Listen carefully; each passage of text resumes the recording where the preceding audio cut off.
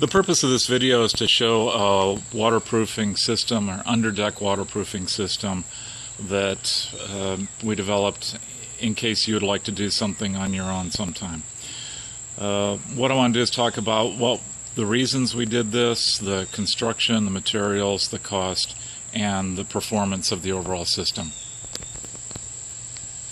Okay, the reason that we developed this was because of the fact that, as you see, the deck is kind of low, and also there are basement windows, and we wanted as much light as possible to come into those basement windows. The systems that I had looked at online, the ones that were white seemed to hang down, and I just could not afford to lose any more overhead room. As you'll see, the system is in two pieces. We have the gutter part here, and then also the cap that goes over the floor joist. I put this V in the bottom of it so that it would give me a little bit more pitch, and also the water would collect and give a little bit more volume to help flush out any dirt that might be there. Nailed the gutter about every 2 to 3 feet, and for the caps only nailed them in 3 or 4 places because, as you see, they are also held down by the flooring. Did the width a little bit narrower than the floor joist so that they were easy to slide up in there. The material, this material is standard aluminum trim coil. It's 24 inches wide and is held on with stainless steel nails. The plan is to put a gutter here at the very end to catch what runs out of the channels between the joists, and then run that water down into the yard. To install the channels, first of all, snap the line, which you see the snap line right there, and put the first one in. As it goes uphill, the sides will slowly get higher than the top of the joist. So we mark those and trim those off, and then use the first one as a template for the rest. The tools that were used were basically hammer and tin snips, and also these nippers. The one thing that we don't have pictured is the siding or aluminum brake. I rented that. It was a 10-foot siding brake, and that was what did nearly all the bends in these channels and caps. Now you may be asking yourself, why are these openings in here? The reason is so that I can get a hose up in there and wash out the debris that will form in there over time. So there's basically clean outs. This has all worked very well. However, there were a couple where we had a little less pitch, and they ended up backing up some during heavy rain. And so all I did was bend up the bottom here just a little bit, and that seemed to fix that problem. For a couple places, I wanted to put in posts for handrails, and so that's what you see here. But what I did not want is I did not want the water and dirt running all up against it all the time. So I offset the V to the side so that the water would clear the 2 handrail posts.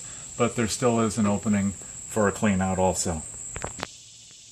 One of the disadvantages of the system is that you can't put cross bracing in. So we installed this bracing in an effort to make it more rigid, and it seems to work pretty well. This is a view of the top, and so you see what the caps are like on the top. I tried to use as much scrap as possible, and so between the caps I put some tar paper in for the joints on the caps. Because I also wanted to have a clean out area at the top of the channels, I put this, for waterproofing, put this additional piece right here, push down the aluminum to give some room between the bottom of the flooring and to allow the water to flow through. You'll see that it's not sealed up against the wall, and that's deliberate. It's really unnecessary at this point, and also primarily because with the eave there is not a lot of water and dirt that gets up here. This is probably the only part of the system that really concerns me, and why don't you come back in 25 years and we'll see how well this part worked. Regarding costs, the trim coil was about $60. The regular retail price was about $60 per 50 linear feet. And I was able to get some closeouts for about $35 per roll. The overall cost, including the $200 rental for the brake, brought the cost for the job around 90 cents per square foot. If I'd paid full price for the trim coil, then I would have paid roughly around $1.50 per square foot, and these are prices in the summer of 2016.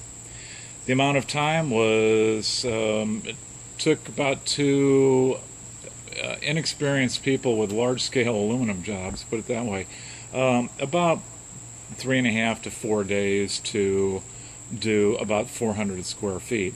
It's my assumption that if you're used to doing this type of work all the time, probably 2 people could do it in about 2 days. If you're going to pay full price for the trim coil, you may want to get a color that is very similar to the final color of your stain. My wife did not really like the white color showing between the flooring boards, so we ended up painting those to get them darker. If I had paid full price for the trim coil, we could have gotten a dark color and would not have had to do that. So what are some of the advantages and disadvantages of doing this? Well, first of all, it seems to be working very well. We've had a number of hard rains and no leaks down below.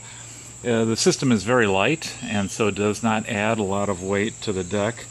It's relatively quick once you get a little practice with it, and it totally protects the joists from water because they're totally wrapped in aluminum. The disadvantage is that really you need to install it as part of a new deck, or you need to, if it's a retrofit, you'll need to take off the decking, the old decking, and then put it in and then put the decking back on. Also, as I mentioned, you don't get the full cross bracing effect that you typically like to do with a regular deck. If you have any questions, please put them below and I will try and answer them. If you have any suggestions for people who might do this in the future, then please go ahead and put those below also. And thank you for watching.